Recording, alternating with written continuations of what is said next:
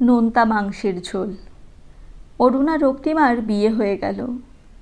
গরিব ঘরের মেয়েটাকে এক কাপড়েই নিয়ে যেতে চেয়েছিল ইঞ্জিনিয়ার স্বামী, কিন্তু আত্মসম্মানের খাতিরে তাতে রাজি হননি রক্তিমার বাবা।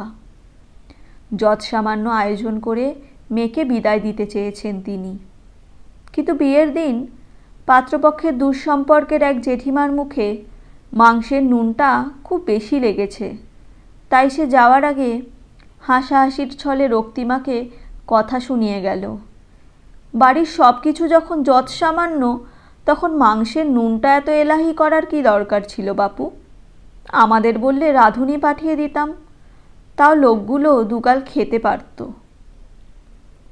কিন্তু বুদ্ধিমতী মেয়েটি তার বাবার ছলছলে চোখের দিকে চেয়ে হাসি মুখে উত্তর দিল, জেঠিমা, বাবার বহু বছর হকারি করে সঞ্চয় করে অর্থ ঢেলে দিয়ে ঘাম ঝরানো টাকায় আজকের বিয়ের সমস্তটা আয়োজন করেছে।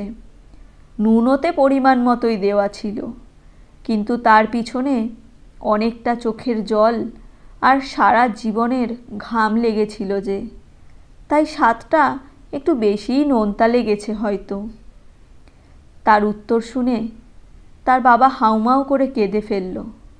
জেঠিমাও মুখের দিকে একভাবে চেয়ে রইল, উত্তর দিতে পারল না। আর অরুণের বাবা হাসি মুখে ছেলেকে পিঠ চাপড়ে বলল, সত্যি ভাগ্য করে বউ পেয়েছিস বেটা।